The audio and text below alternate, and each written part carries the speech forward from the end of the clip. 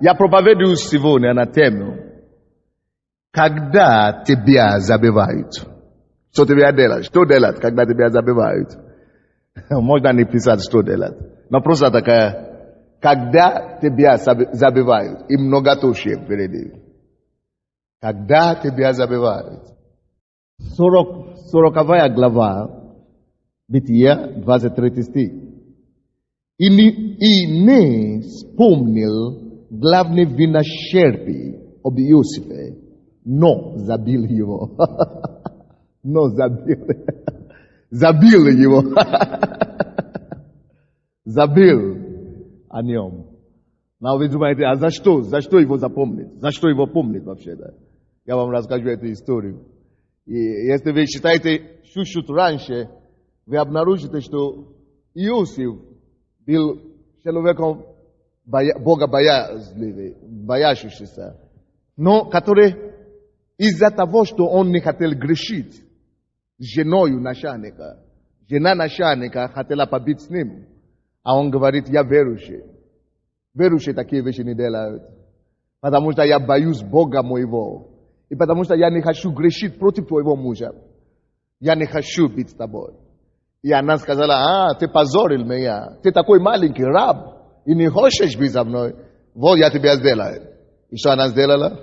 Когда он хотел убежать от нее, она взяла его одежду и оставила у себя. И показала начальнику, то есть мужу, что муж, этот раб, который взял наш дом, хотел быть со мной. И я не разрешила ему, и когда я закричал, то он убежал. Но при его попытке убежать, я взял его одежду. И, конечно, муж разозлился и говорит, что за оскорбление с моей женой, ты раб.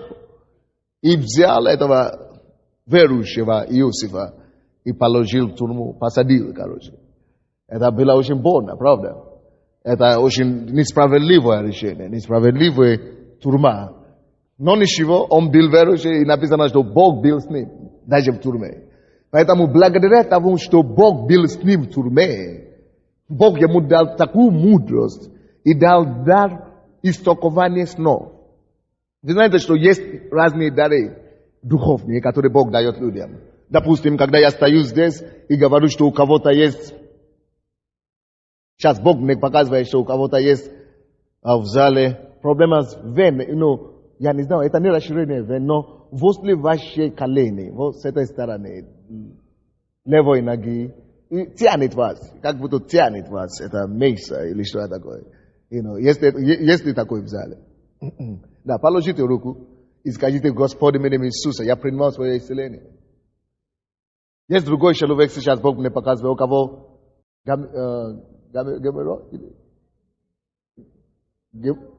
геморрой, который внизу там. Какой? Геморрой. Да, геморрой. Есть такой тоже человек. Не надо поднимать свою руку. Только стильно так доберитесь туда, чтобы сосед не видел. Положите руку на себя, и Господь исцеляет вас. Да, не надо поднять руку, я же говорю. Вы скажите, Господь, я принимаю свое исцеление.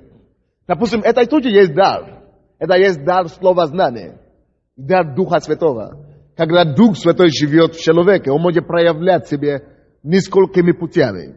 Когда мы знаем то, что мы не должны знать. Когда Дух Святой открывает. Это и дар Духа Святого. И у Иосифа был дар от Бога. Его дар был разъяснять или растолковывать сны.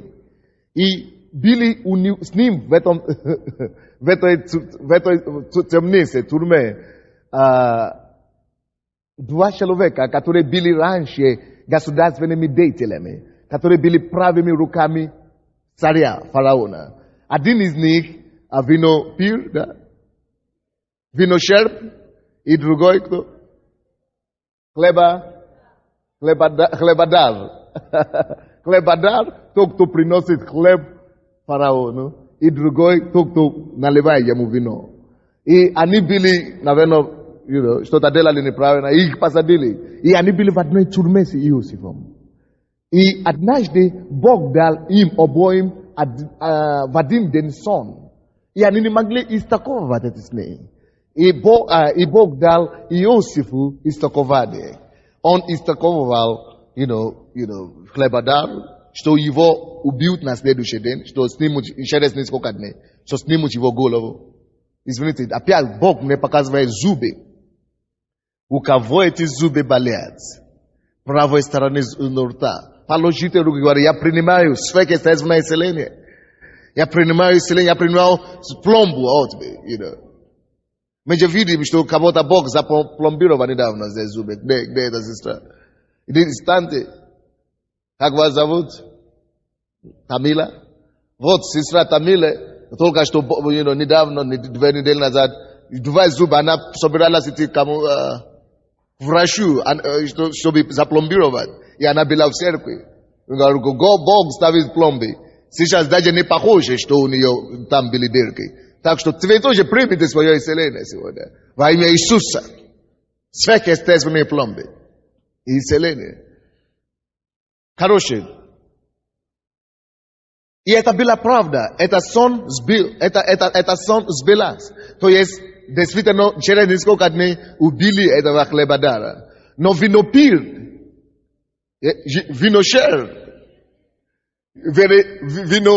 виношерпный, или как? Виношерпи. Да. Виношерпи, у него было другое истолкование. Какое истолкование было у виношерпи? Ему сказали, что тебя тоже вызовет фараон и простит тебя. И еще поставит тебя на прежнее место. Он восстановит твою должность. Это хорошая новость, правда? То есть, и они договорились. И Иосиф рассказал о своей проблеме. Этому виношерпи.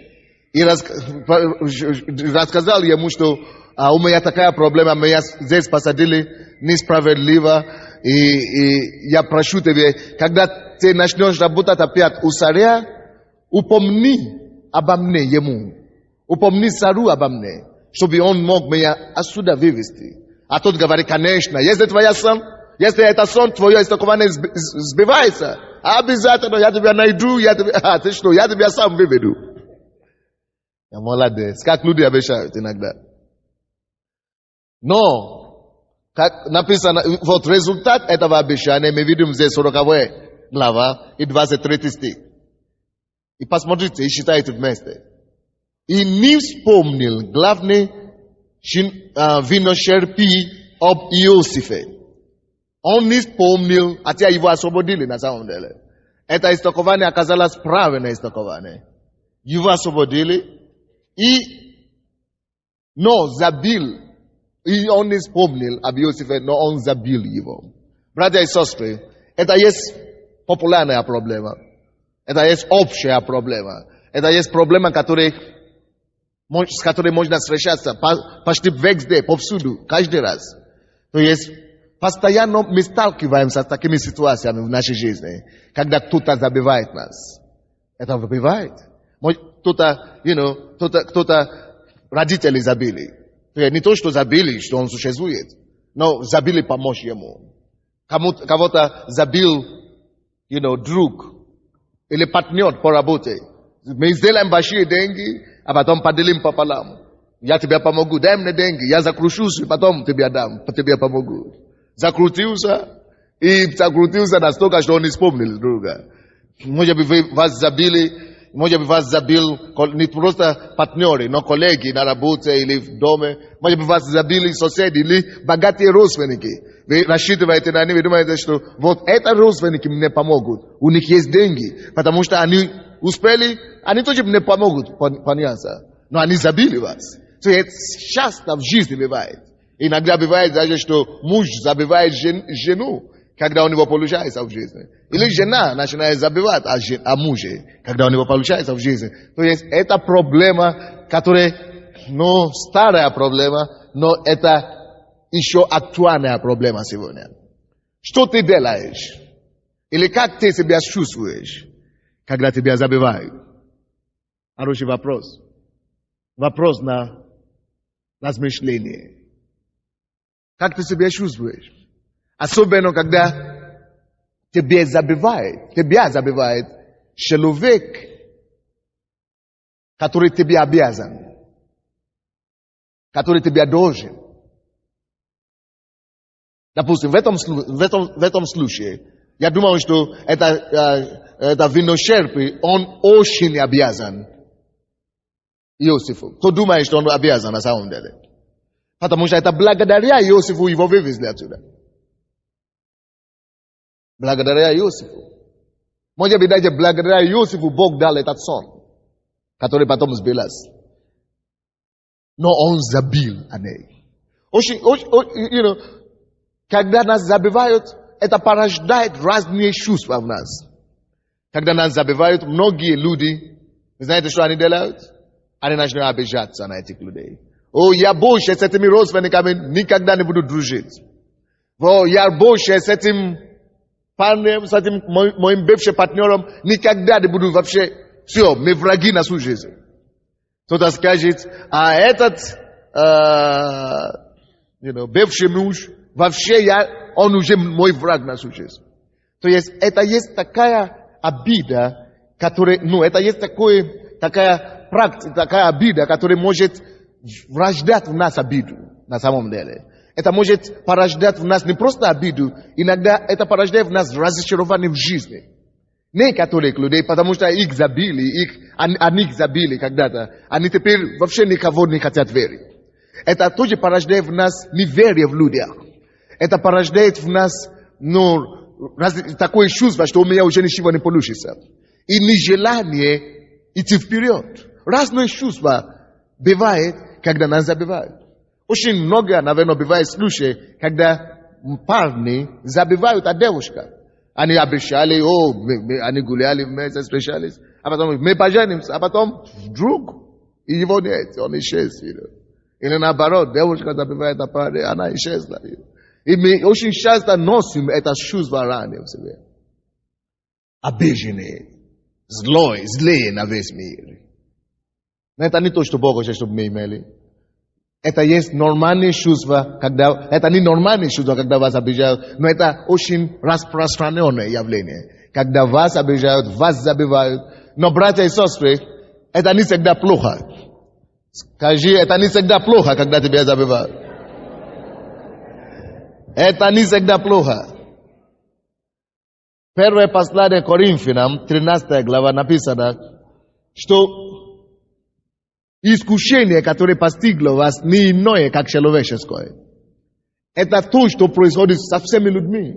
Это то, что происходит с разными людьми. То есть, это не иное, как человеческое.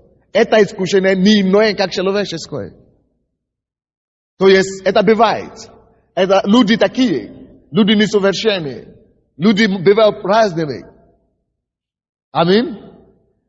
И написано дальше там, что Бог силен избавить нас от всякого искушения, потому что Он не позволит прийти к нам искушение, которое больше нас. Аминь. Бог избавит от этого искушения, от этой проблемы, от этого огорчения, от этой обиды. Есть избавление от разочарования, которое приходит, когда тебя забивают. Давайте посмотрим на одно место Писания. Псалом 26. 26-й Псалом. 26 это по-русски. По-английски это 27. 10 стих. 26:10. Ибо Отец мой и мать моя оставили меня, но Господь примет меня. Не очень вписывается по-русски. По-украински у кого-то есть Библия там? Мне нравится лучше по-украински, как написано. Ни у кого нет Библии. Читайте, как там написано. Нет, кто поближе сюда вперед, кто поближе. То же самое, да? Хорошо. По-английски там написано, что когда покидает меня отца и матерь, когда отец и мать покидают меня, или если отец и мать покинет меня, тогда Господь примет меня. Тогда Господь подберет меня. тогда Господь подберет меня. Если даже отец и мать, вы знаете, для родителей это невозможно, чтобы родители покинули детей. Только они нормальные родители это делают. Я знаю, что есть такие мамы, которые бросают своих детей. Но это анормальные люди. Нормальные родители, нормальные отцы и матери, они не могут, не способны выбросить своих детей. Особенно мама, не способна бросить своего ребенка. Но в миру, всякое бывает, когда дьявол ослепляет людей, когда дьявол, правит людьми, всякое бывает. Но тут это самый крайний случай, Библия говорит. Даже если это мама и папа забили о тебе и бросили тебя, то не огорчайся. Знай, что как раз пришло время для того, чтобы Бог по тебя подбирал. Аминь. Так что вы помните наше название, когда забивают нас, или когда тебя забивают. Я сказал многотушие. Вот, многотушие, там должна быть такой. Закончу сейчас. Когда тебя забивают, значит Господь готов подбирать тебя. Напишите это себе, на всякий случай. Чтобы если что-то подобное подойдет к вам, чтобы вы знали, почему Бог это допускает. Если Бог допустил, чтобы кто-то, на кого вы надеялись, на кого вы очень полагались, кому вы очень верили, что он не подведет никогда. И вот этот, настоящий друг. Если он вдруг забудет, покинет, оставит вас, забудет вас, не живите в обиде. Но не стоит. Не живите в разочаровании. Но не стоит. Не живите в какие-то огорчения или чувства мести. Знаете, это самое страшное, это когда у человека есть чувство мести. Когда он хочет отомстить. Вот я сейчас сделаю. Это самое страшное. Потому что месть уничтожает быстрее, чем любая вещь. Отметьте себе это. Месть уничтожает быстрее, чем что-то еще. Уничтожает быстрее. Потому что, допустим, есть люди, допустим, я слышал такие истории. Жена взяла кастрюлю и ударил мужа по голове. Муж разозлился и говорит, ты что ты сделаешь? Ты кого, что ты о себе думаешь? И очень хотел отомститься. Конечно, жена плохо сделала. И очень хотел отомстить. И начал ее бить. Бил. Это ему недостаточно было. Он взял нож, все, ей на сердце. И она умерла. И мой друг Альберт, который написал эту книжку, шаги к супружеству, он мне сказал, он бывает по тюрьмам, он ездит по тюрьмам, делает евангелизацию. И он говорит, что он видел где-то либо 50 или 60% убийств, которые сидят там, содерживаются в тюрьме, это убийства, которые были совершены, потому что они хотели отомстить за себя. Допустим, кто-то пришел домой и видит, что другой мужчина лежит в постели за своей женой. И берет что-нибудь и убивает.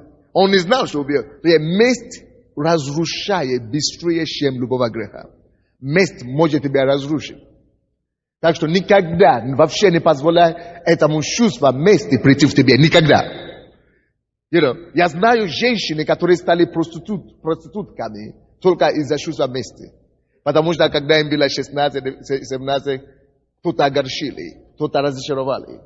Они встали, И я знаю, что вот это чувство, когда тебя забивают.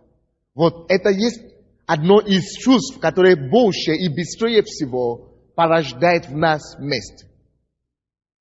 Когда нас разочаруют, когда нас оставляют, когда нас бросают. Это очень часто это порождает в нас чувство мести. Но, братья и сестры, да, возможно, тебе и удастся отомстить этому человеку. Возможно. Но слушайте сюда. Когда ты ищешь отомщение, это не просто этому человеку тебе удается отомстить. Ты еще больше урон тебе наносишь. не наносиш себе большего урона. Больше урона. Человек мстительный, он совершает шаг в двух направлениях. Вы можете это записать себе. Человек мстительный всегда совершает шаг в двух направлениях. То есть, он указывает пальцем на кого-то в зале, а остальные, вот, 4 обратно к нему идут. Он указывает одним пальцем, а остальные куда? Двух направлениях. Только то, что он сделает себе, намного больно бывает. Намного больно. Вы слушаете меня? Когда тебя забивают. Да, конечно, возможно, вы огорчаетесь какое-то время, но не ищите отомщения, не ищите месть, не ищите, не бывайте в депрессии и так далее. Просто найдите слово Бога, которое относится к твоей ситуации, к твоему положению. Написано, когда отцы наши, или друзья, или коллеги, или партнеры, или богатые родственники, которые должны нас... Вы знаете, очень часто мы надеемся на людей слишком много. Слушайте, братья и сестры. Порой Бог специально допускает, чтобы вот эти люди, которые могут, на самом деле могут нам помочь, Бог, наоборот, их останавливает, чтобы они нам не помогли. Вы знаете почему? Чтобы специально не помогли. Вы знаете почему? Чтобы Бог мог взять за нас ответственность. Что для вас лучше? Чтобы ваш муж или жена, или родители, или дети взяли за вас ответственность? Или чтобы сам Бог стал вашим обеспечителем? Что лучше? Я бы думал, что лучше, чтобы Бог обеспечивал. Вот. И Бог что не понимает. Потому что если что-то случится с этим человеком, на кого вы полагали всю жизнь, если, допустим, вы живете за счет мужа, у вас ничего нет, только муж мой Бог, хорошо. Но если муж, не дай Бог, умрет, значит, вы тоже уже все, вы просто уже живущие трупа. Вы уже все, мертвец. Потому что вы не могли жить без нее. Но лучше, чтобы Бог. Поэтому написано, что когда отец и мать оставляют меня, тогда Господь подбирает меня. Аминь. Иногда Бог допускает такие вещи в нашей жизни, чтобы мы научились, как полагаться на Него. Аминь. Чтобы мы могли научиться, как полагаться на Него. Кто когда-то жил в деревне или в селе? Я там жил. И я видел, как у нас были курицы, такие домашние курицы. Вы знаете, есть такие домашние курицы. Кто-то, может быть, не знает, живет в городе. Но я знаю, я там жил когда-то. И домашние курицы, через какой-то, у них много детей, 5, 6, 12. Но что-то интересно. Где-то через какое-то время, где-то полгода или что-то. И эта мама курица начинает разгонять это. Как это цыплят. Начинает разгонять эти цыплят от себя. И начинает сама идти самостоятельную жизнь. И говорит, идите тоже самостоятельно. Раньше он держал их под этим, она держит их под крыльями и так далее, заботится. А тут наоборот изгоняет. Вы думаете, что эта курица, она жестокая? Нет, кто думает, что жестокая? Нет, конечно. Потому что эта курица хочет научить этим цыплятам самостоятельную жизнь. Хочет научить им быть взрослыми. И здесь? Порой Бог допускает такие разочарования, лишь чтобы тебя забили, чтобы ты мог стать человеком. Скажи кому-то, это для того, чтобы ты стал человеком. Чтобы ты стал личностью. Дайте аплодисменты кто-нибудь Богу.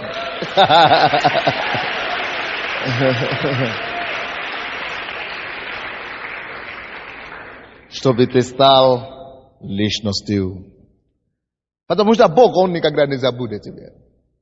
Давайте откроем Псалом 9 Псалом.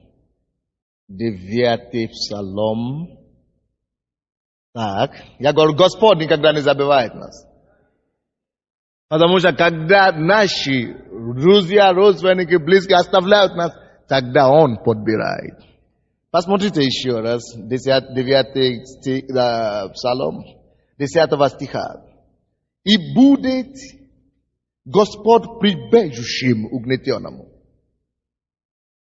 Вам лучше в таких ситуациях положить свою веру в кого? Господа. И кем Он станет для вас? Убежищем. Если вы перестанете обижаться на мужа, если вы перестанете обижаться на родственников, если вы перестанете обижаться на жену, вот он виноват за то, что у меня так... Мама виновата, папа виноват. Слушай, успокойся. Если ты перестанешь обижаться на кого-то, вот на мужа, на папу, на маму, на родственников, и станешь уповаться на Господа, написано, Господь Бог сам станет убежищем для тебя. Он станет убежищем для уповающих на Него. Бог станет убежищем. Вы, конечно, знаете, что такое убежище. Это крепость. Безопасность. Убежище, когда мы становимся, когда мы начинаем уповаться, надеяться на Него. Так это не все. Прибежищем во время скорби. Бог становится прибежищем во время скорби. Дальше. И будут уповать на Тебя, знающие имя Твое. Знающие имя Твое. Мы теперь знаем Бога. Поэтому Бог нам дает слышать эту проповедь. Чтобы мы познали Его имя. И чтобы мы могли уповаться на Него. Так? Потому что Ты не оставляешь ищущих Тебя, Господи. Аминь. Когда вас оставляют, начните искать Господа. Ибо Господь не оставляет ищущих Его. Не оставляет. Невозможно. Это против Его природы. Это против Его естества. Бог не оставляет ищущих Его. Вот каким образом вы пришли в эту церковь? Кто получил ответ на молитву или на свою проблему после того, как он пришел в эту церковь? Все. Хорошо, давайте послушаем. Почему Бог вас направил в церковь, где учат Слово Божие, где получают чудеса и знамения, где Бог делает чудеса, где Он исцеляет, где Он освобождает? Это потому что вы, наверное, искали Бога где-то, вроде православной церкви, вроде свечки какие-то. Вот, потому что Бог видит это сердце, Он видит искренность, Бог не оставляет ищущих. Вот, потому что Бог видит это сердце, Он видит искренность, Бог не оставляет ищущих. Он откроет себя. Он откроет себя. Потому, благодаря тому, что Бог видит наше сердце, Он видит, насколько мы искали Его. Поэтому Он нас привел в церковь, где мы можем Его познать. Потому что Бог не оставляет и не забывает ищущих Его. Так что Бог тебя не забудет. Но когда люди забывают тебя, это есть время искать Бога. Это есть время, это есть подсказка для тебя.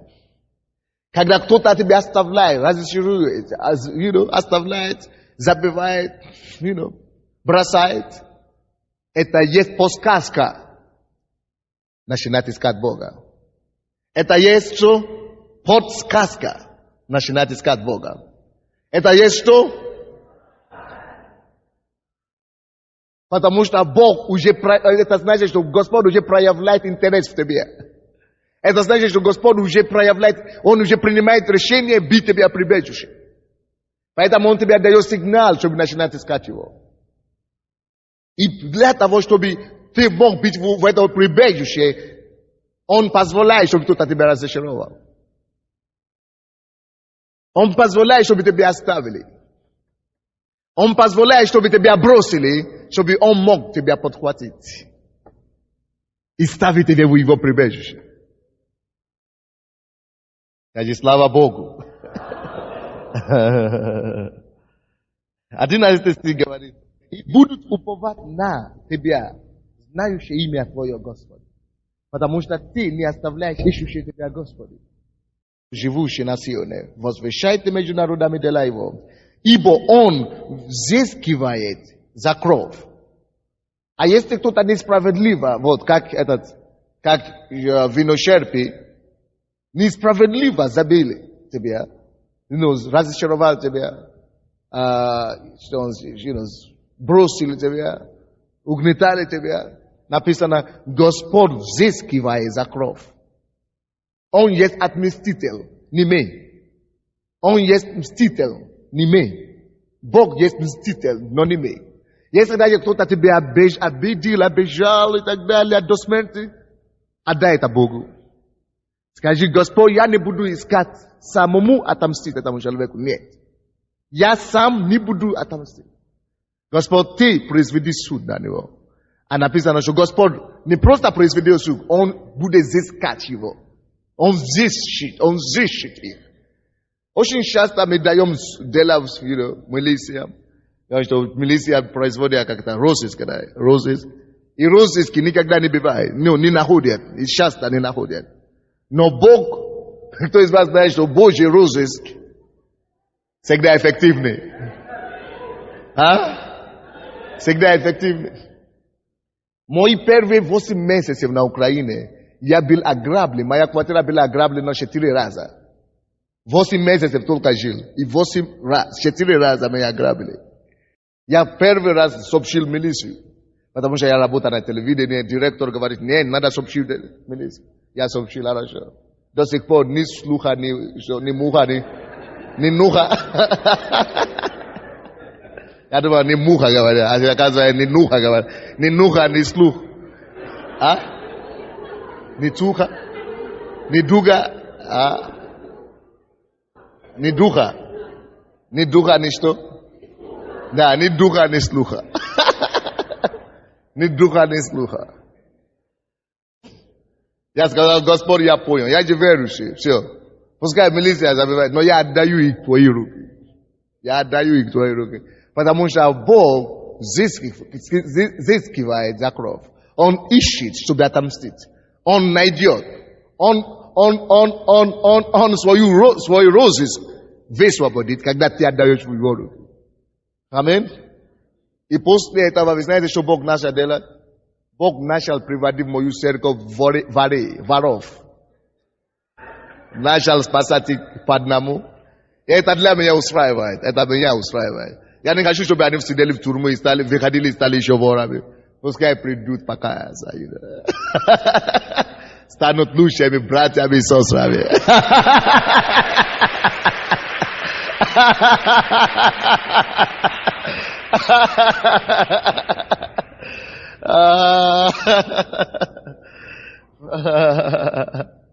Отдайте все в его руки.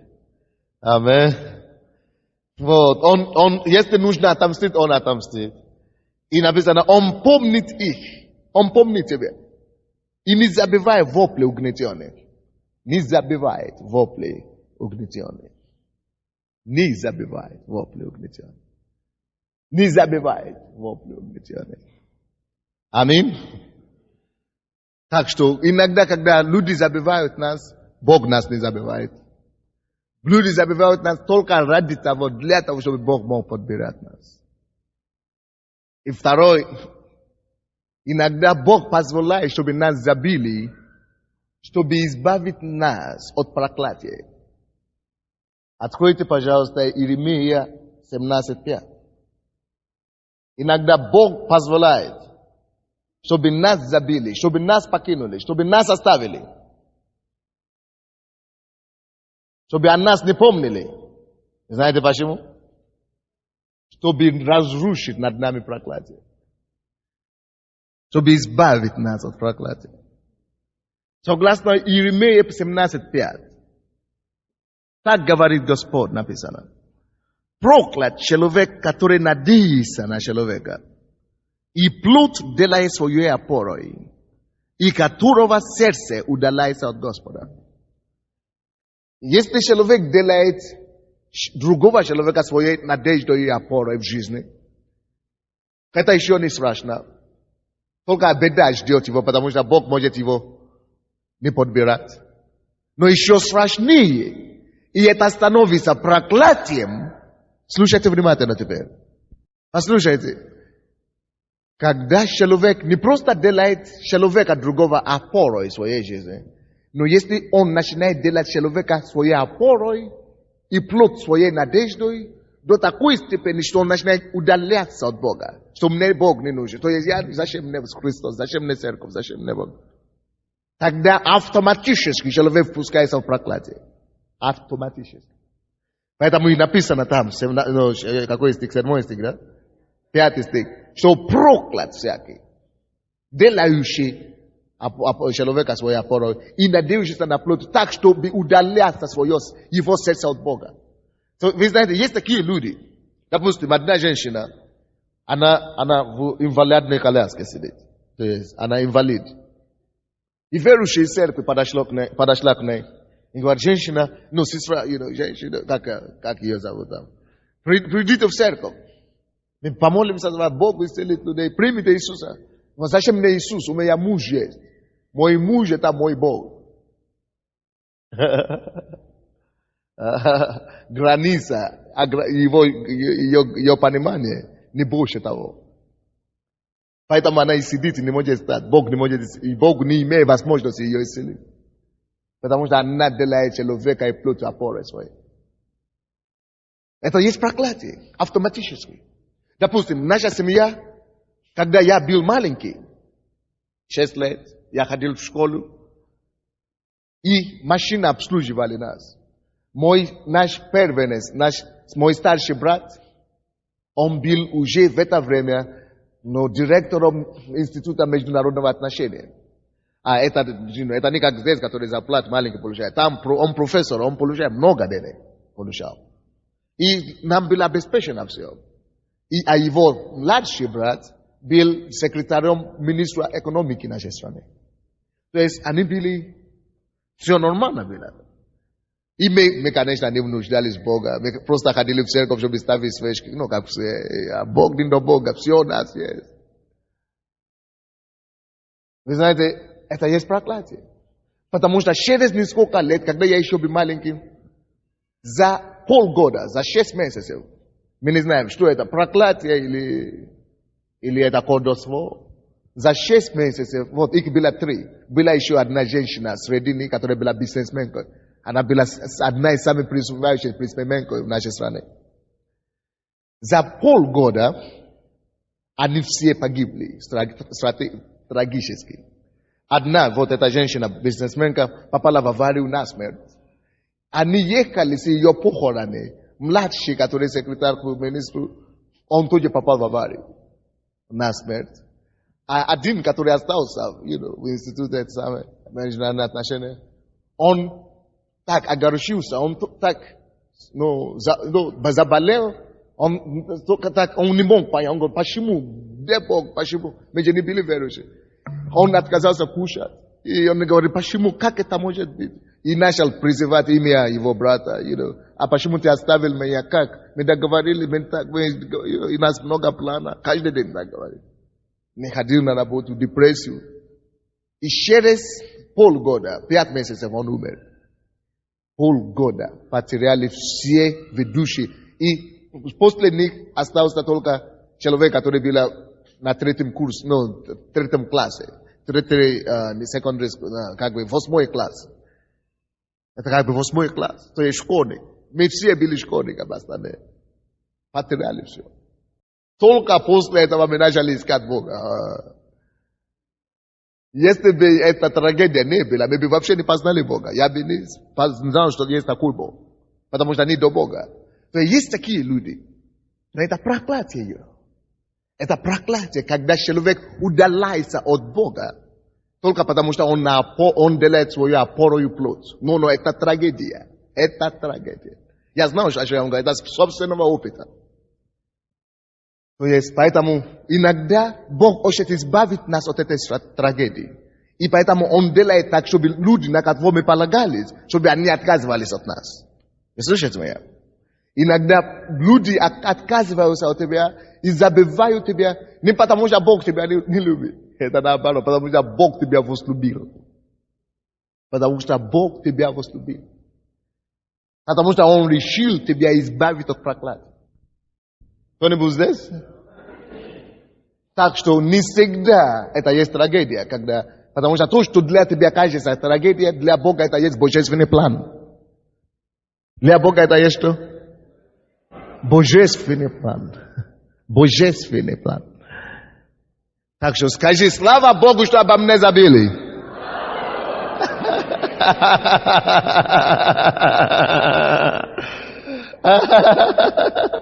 Слава Богу, что о вас забыли. Аминь. Аминь. Хорошо. Давайте еще другое место посмотрим. Бытия 39. No, хорошо, не надо. Бытия 40 глава, откуда мы начали? Бытия 40 глава, 23 стих. Написано, и не вспомнил главный виночерпий об Иосифе, но забил.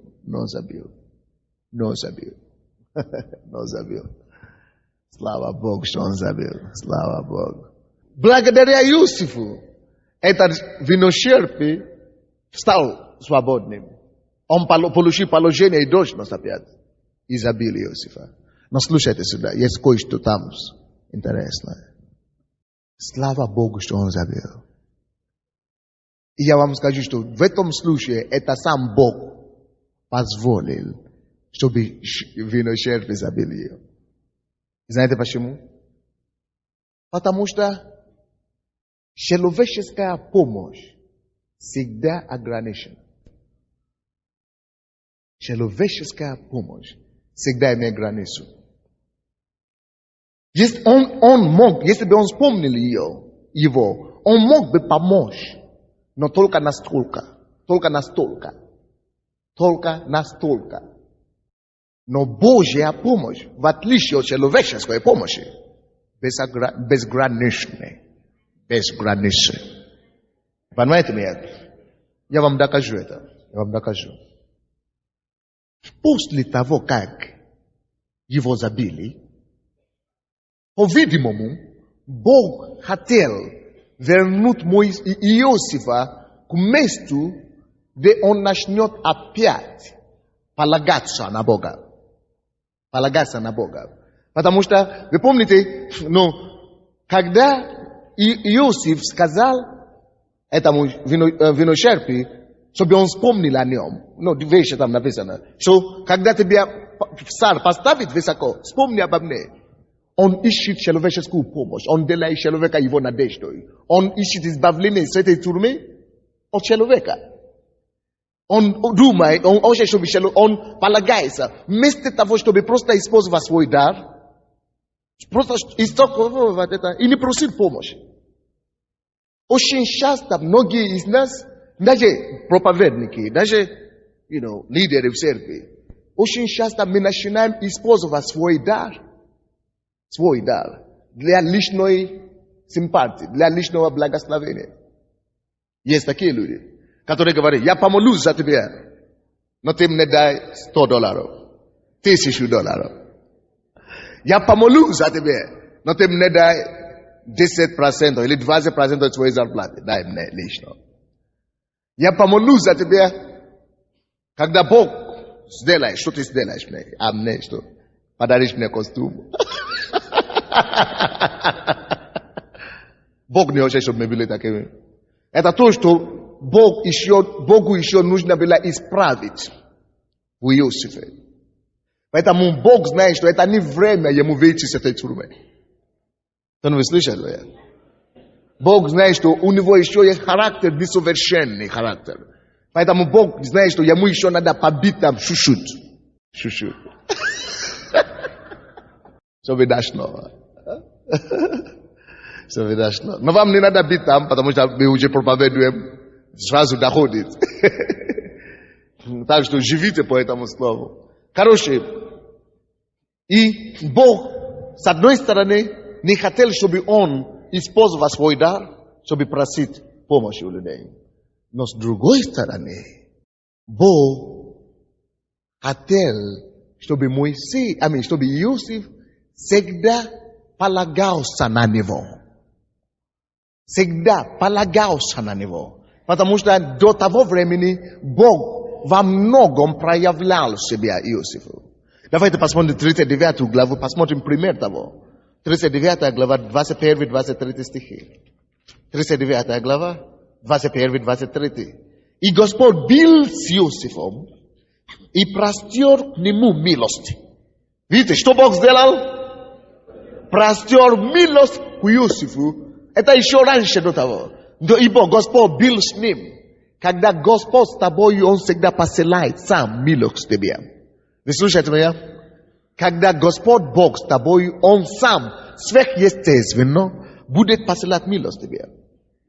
И даровал ему благоволение в ушах начальника темницы. Он давал благоволение, потому что он был с ним.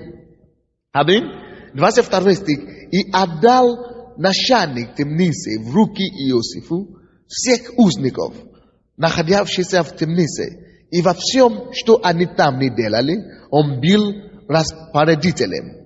23 стих. Начальник темницы и не смотрел ни зачем, что было у него рука, потому что Господь был с Иосифом. И во всем, что он делал, Господь давал успех. Видите, Бог как был всегда с Иосифом. И в это время тоже, когда тот забил о нем, Бог был с ним. И благодаря тому, что Бог с ним, Бог хотел, чтобы он знал, что я, который был с тобой и дал тебе благоволение в ушах начальника. Я, который был с тобой и поставил тебе начальника в тюрьме. Я, который всегда был с тобой, я еще с тобой. На меня смотри, на меня надеялся. И я покажу тебе, и я сам выведу тебя из этой тюрьмы. Я сам тебя избавлю с этой тюрьмы. Я сам. Поэтому он позволил и сделал так, чтобы этот виночерпий не вспомнил. Потому что Бог хотел, чтобы его надежда была всегда с ним. Еще одна причина. Если бы это виночерпий освободил бы Иосифа оттуда, Иосиф бы благодарил кому? Кого? Виночерпий. Но Бог написано в Исаии, что Он свою славу не поделит ни с кем. Аминь. Он поэтому, даже если он хочет использовать этого виночерпия, он это сделает так, чтобы ты все равно понял, что это Бог сделал, не виночерпий. Но в данном случае, если бы это виночерпий сам вывел его, он бы сказал, что это виночерпий сделал. То есть Бог может использовать людей, Бог может подтолкнуть людей, чтобы они тебе помогли. Но только тогда, когда он убедится в том, что ты воздать ему славу. Не благодарим людей, но Богу воздаем славу. Вы видите разницу? Но тут он хотел дать свою славу. Виночерпий. Аминь. Но еще одна причина. Самая главная причина. И почему я вам сказал, что когда вас забивают, вам повезло, или что я сказал? То есть, не всегда плохо. Когда вас забивают, не всегда плохо. Это хорошо, что вас забили. Вот сейчас я вам скажу главная причина. То иногда хорошо, когда нас забивают. Его забил, это виночерпий, оставил его там в тюрьме. Но Бог, когда Божье время пришло, когда Бог вспомнил о нем, Он не просто вспомнил. Написано, Бог дал, так как Он дал вот этому виночерпию сон, таким же образом Он теперь дал начальник главы страны, то есть фараону, царю дал сон. Тут же никто не мог растолковывать. И пришлось призвать Иосифа. И вы знаете, кто призвал Иосифа? Виночерпий.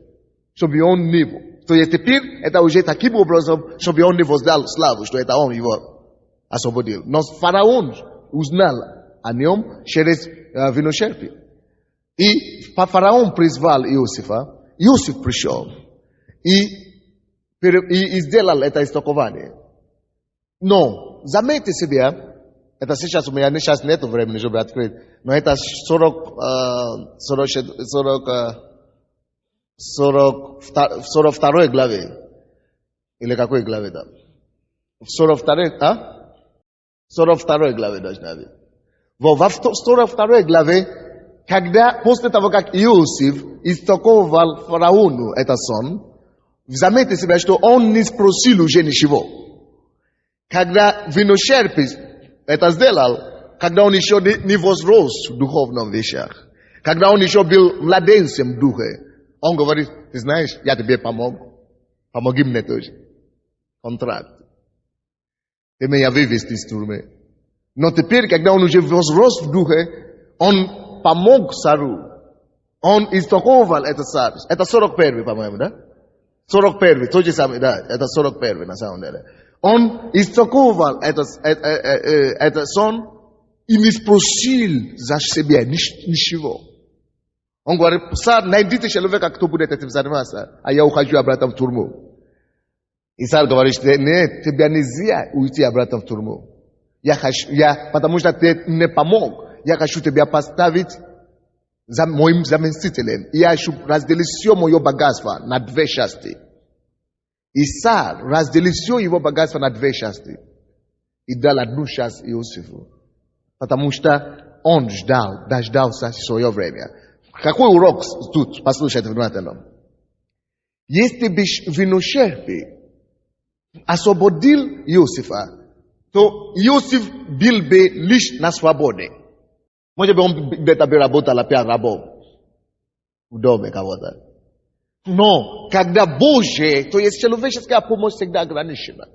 Но Божья помощь безогранична. Когда Божье время пришло, Бог, Он освободил его, не только в свободу его поставил, Он еще и сделал его правителем над всей страной Египта. Он стал премьер-министром страны. Виночерпий никогда бы не мог поставить его премьер-министром, потому что он сам только вино наливает. Он сам вино наливает, он не может ничего делать. Но когда Божье время приходит, Бог позволил, чтобы о нем забили, чтобы не ограничить его же благословение. Аминь. Бог позволил, чтобы о нем забили, для того, чтобы он мог довести его до его вершины. Скажи кому-то, Бог позволил, чтобы о тебе забили, чтобы он мог тебя довести до твоей вершины. Это понятно или нет? Это понятно или нет? Вы дай аплодисменты кому-нибудь, Бог.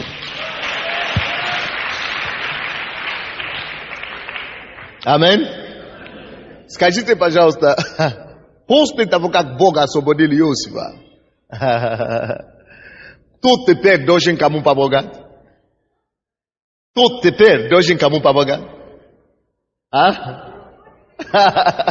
Иосиф стал автоматическим начальником над виночерпий.